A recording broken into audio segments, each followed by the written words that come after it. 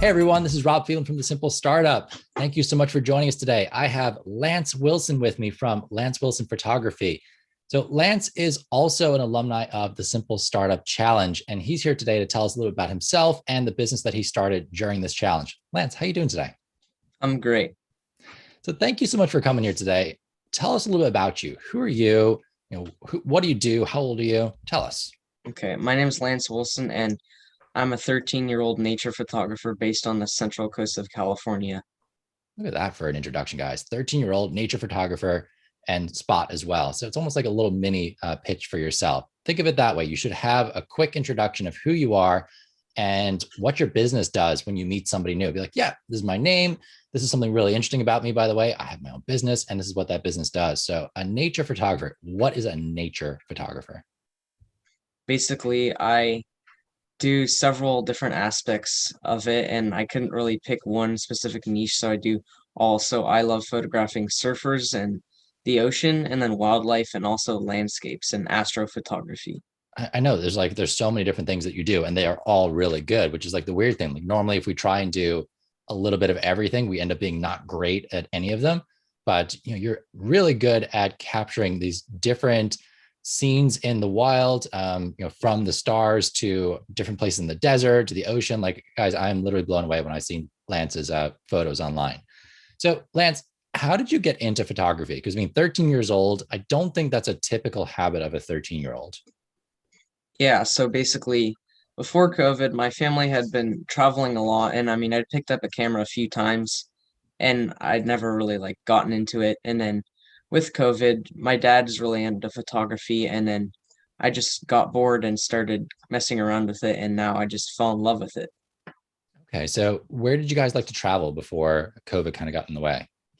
A lot of national parks like Yosemite and Yellowstone, and then the Rockies.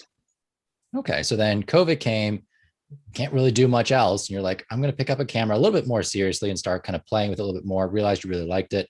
And then that summer, I guess, is when the Simple Startup kind of got kicked off and got started, but you didn't do it until the fall, correct? Correct. All right, so what were you doing all summer? How were you kind of honing your skills or what were you doing? I mean, kind of just learning about photography, all aspects as far as technical for settings and then just how to compose a shot and Where'd just you getting some experience. where'd you learn all that stuff from your dad or from somewhere else? Yeah, my dad taught me and then I've just kind of just done it on my own. I don't know, just messing around. Okay. So then Simple Startup comes along in the fall, and this was not a business at this point, right? You were just kind of playing with a camera, Yeah. honing your skills, that sort of thing. Why did you want to do the Simple Startup? What kind of caught your eye there? Well, I've always like wanted to start a business that I was hoping to sell like t-shirts and kind of be like a cool hip sort of brand, and then I realized that I could do something with photography, and I'd always been intimidated about starting a business because I thought there would be so much legal stuff, but the simple startup really changed that. Okay, so legal stuff, like what did you think was going to be kind of holding you back? So I'm actually really I, curious th- about that. I thought you'd have to get like a business license and just I don't know. I thought it would be much more complicated than it actually is. Yeah, it's actually not, guys. You don't need any qualifications. You don't need any certifications. You don't need a license. Some industries you do.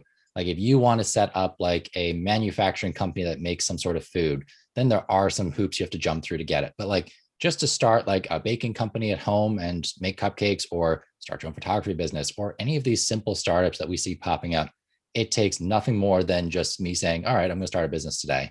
And you can make it happen really quickly. All right. So you start in the simple startup, you realize, hey, you know what? Photography, I can make a business out of that. How do you make a business out of taking photos? So right now I'm selling prints, my images on all different sizes and on masks and framed prints and posters and smaller images. And I plan to try and get into more commercial, and then I want to also do private sessions photographing surfers from the water. Okay. So there are so many different types of photography because you said you're a nature photographer. The kind of the surfer one is stepping out of that a little bit. We're talking maybe like, is that an action? Like what's the Yeah, genre for that? I feel like it would be more sports kind of. Mhm. Are there other genres out there, maybe for anyone who is interested in photography? Like, what are my options if it comes to Yeah, trying to make a business around it? there's definitely portraits and Like I said, That's people, right? yeah, Okay. sports and just kind of more photojournalism, just documenting events. I can also think of real estate photography. So you're taking Yeah. pictures of, houses or buildings. There's photography for like things like, say, like I want to sell my water bottle and I want to post online. Like I need actually good photos of the object itself. And that is a skill. And I'm sure you guys see it in advertisements all the time. Like there's these photos that just look like, perfectly placed, perfectly lighted. Like someone actually has to learn how to take those.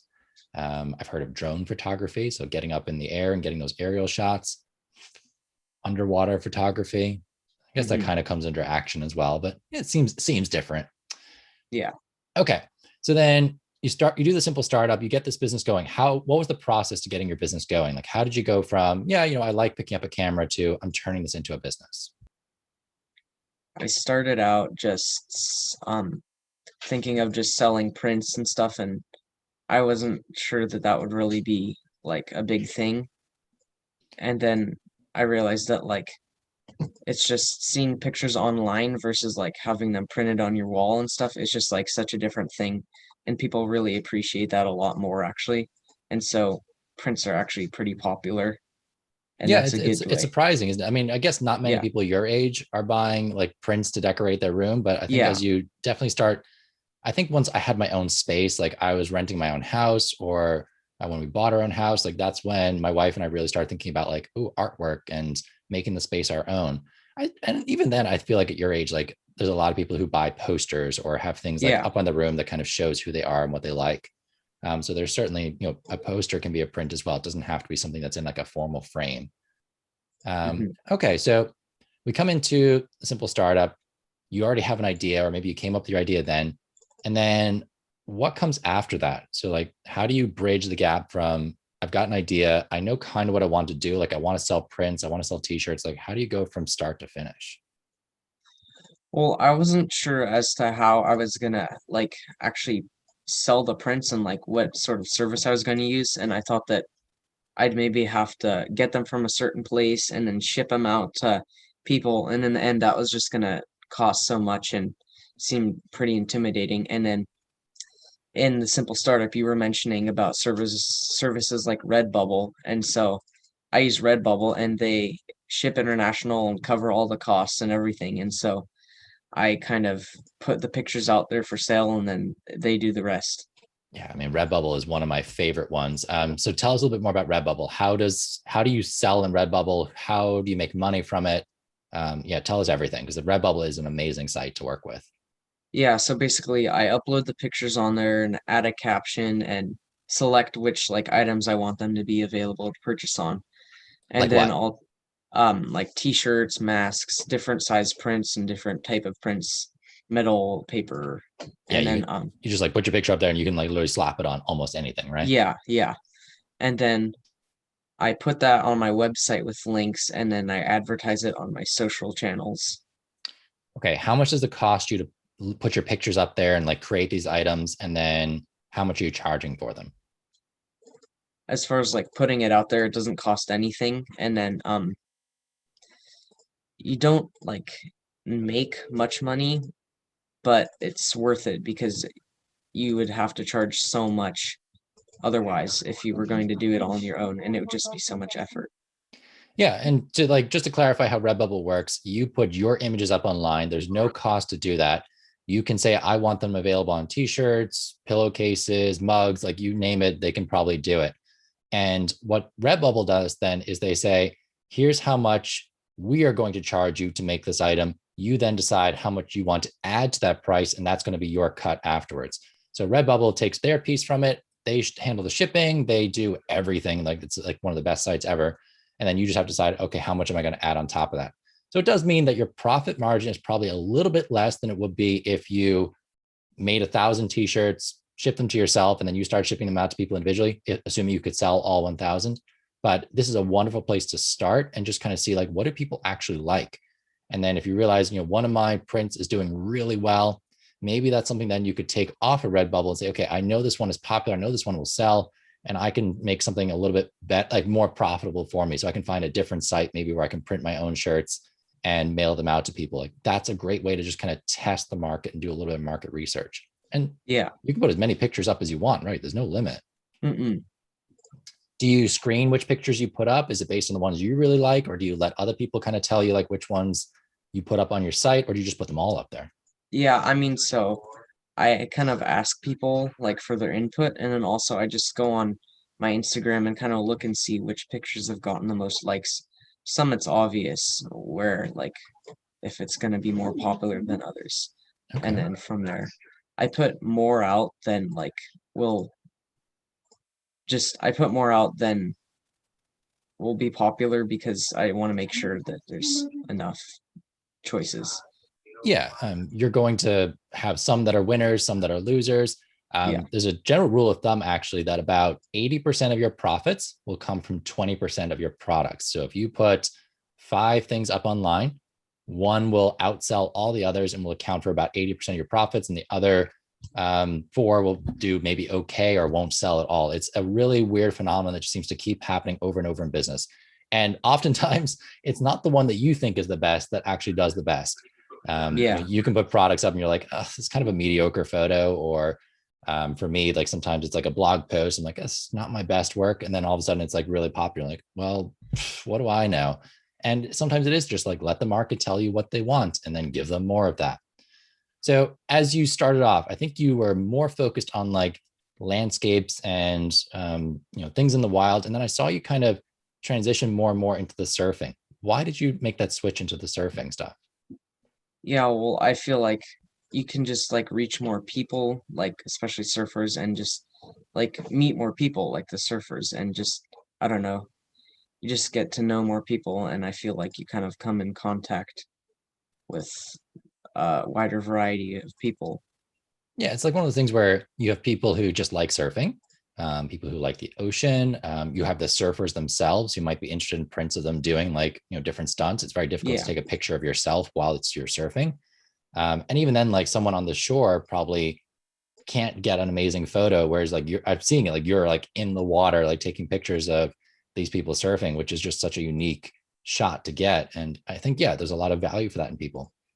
So how do you let people know that you're doing this stuff? How do you let them know, like, I'm at the beach, I've got a business here, come buy from me? yeah, I put on my stories sometimes on Instagram that I'm going to be at a certain beach in the morning, and then I'll oftentimes have surfers reach out to me and say, "Hey, I'm gonna be there. Like, look for somebody with like a blue surfboard," Oh, and then I'll awesome. know to kind of photograph them.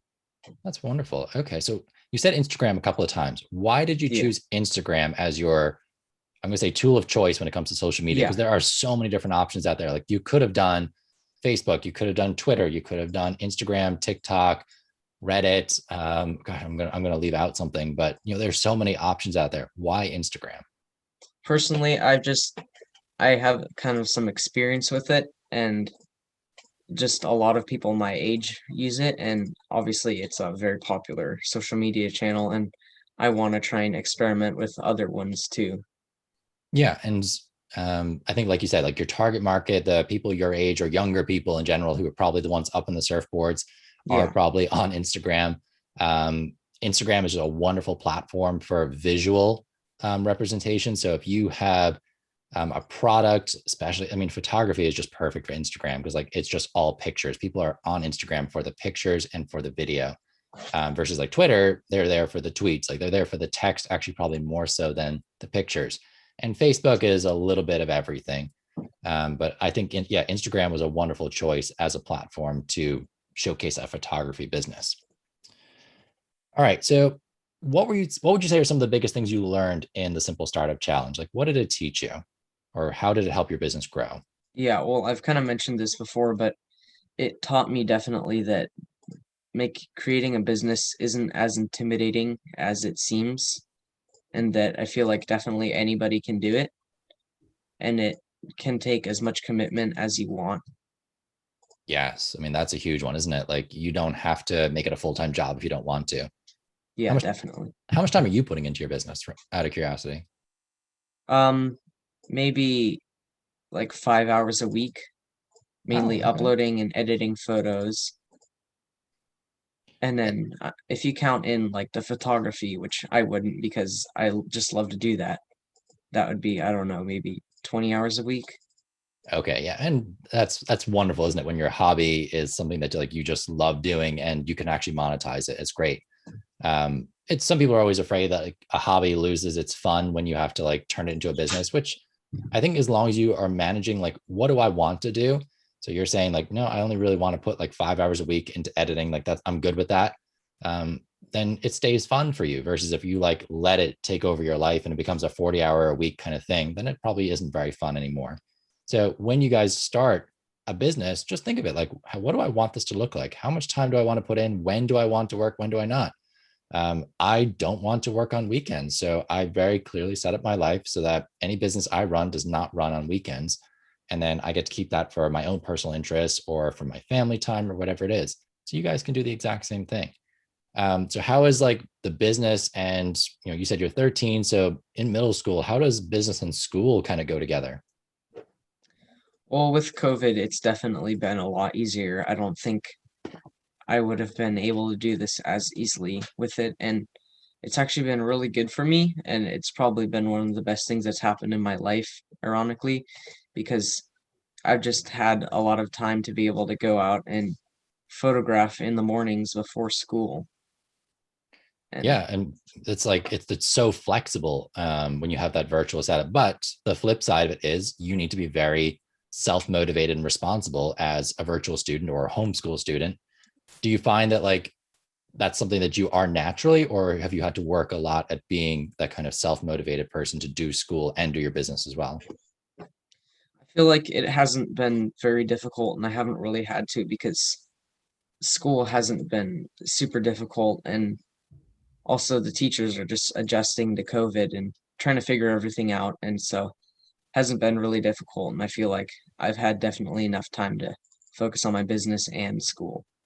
All right. So then, you talked about like the mindset shift of anyone can start a business. It's not that hard. Any like skills that you feel like, I've really built on these since I started my business. And it doesn't have to be something you got from the simple startup, but like what skills have you been kind of adding into your tool belt of skills since you started your own business? Yeah, definitely. I think just not being afraid to like put yourself out there and also to like talk good about yourself, like kind of, just show like what you can do and do what you want to do also. Like don't just like focus on what the main trend is because you might not get as much enjoyment out of that. How hard was it to like let people know like I'm creating photographs and I'm trying to sell them? Was that a really like difficult thing for you to do? Or what, No, because what was the hardest part about selling? So you kind of said like it got easier. yeah, I feel like the hardest part was just putting myself out there in the beginning because I wasn't really sure if there'd be any interest at all, but I was pleasantly surprised to see that there definitely was interest. Yeah, and I think your Instagram followers have been like climbing exponentially. It seems like for the past couple of months. Like, what did you start with? I guess before you started your business, what was your Instagram account at? I think like maybe 300 to 400, and now I have about 1,300. Yeah, so massive growth, and that's only going to continue to exponentially grow because the more people you have, it kind of snowballs and ends up becoming more and more and more. But the key with Instagram or any social media, of course, is that you have to keep producing content and you kind of have to do it on a consistent basis. Yeah, That's where I fall down on social media. It's like just getting in there on a regular basis and posting stuff, particularly stuff that people want to see. So you don't post like every post is like, oh, buy my t-shirts, no, go get a mask. Like for you, it's like I'm going to showcase what I can do. I'm going to give people free, visual art that can make them happy. And then, occasionally I'll put a post up saying like, by the way, you can buy these in yeah. my store if you want to. Yeah. I love how you handle social media for that side of your business. All right. So I want to talk last before we finish up about some challenges. What were some of the things that like you've overcome to make this business happen? I know you talked about maybe being afraid to sell in the beginning or put yourself out there. We've gotten over the idea that you needed to do something really difficult to start a business. Was there anything else that you've been like, this was something I had to kind of figure out? Like it was hard initially, either sales weren't happening or I needed some part of my business to kind of work, but I wasn't able to figure out how to get it to work. Like what were some challenges you overcame? I feel like I wasn't really sure what would sell and like what kind of things people would like, and so I kind of started off putting like pretty much everything I could out there available for purchase, and then kind of seeing, okay, this is what people like, and then narrowing down on just that. Okay, so you kind of that was why you did your market research. You just kind of threw everything out there and saw what stuff. It's kind of like you throw it at the wall and see what sticks. So what kind of stuff were people liking? Um, I think the prints and like smaller prints too, not like huge overpowering posters and stuff, just kind of, and also like some of the pictures that they liked are just the smaller, simpler images. Okay, so small in some cases, as opposed to large, and prints more so than like the t-shirts or the Yeah, masks. yeah. But masks have been popular too. Ah, well, of course they have. It's COVID Yeah, time, but and it's nice to have like a personalized mask. We as humans love to showcase our personality, showcase our interests, our uniqueness, and art is one of the like foundation ways we do it. And what we wear and how we display our personalities is very important to us. So yeah, I love that you're picking up on that. All right. Before we wrap up, any advice for a young entrepreneur out there or aspiring entrepreneur, maybe who hasn't started yet and they're thinking, you know what, I kind of would like to start a business, but I just don't know like what to do or how to start or if I can start a business. What advice would you give them? again, I've said this several times, but definitely just don't be intimidated because it's really not that difficult, and just put yourself out there and just do what you like, and eventually it might take some time, but people will discover that what you're doing is worthwhile to All right. Well, Lance, thank you so much for joining invest us in. today. We really appreciate you sharing it. Can you tell us how we can find, Lance Wilson Photography? Where are you on the internet or on social media? Yeah, so I've got an Instagram page which is I post pretty much daily because I'm putting out new content, and so it's called Lance Wilson Photography, and I also have a website lancewilson.com where you can purchase prints, and I'm also beginning to start doing more videos, so I have a YouTube channel called just Lance Wilson. You can find it through my Instagram or website. Awesome.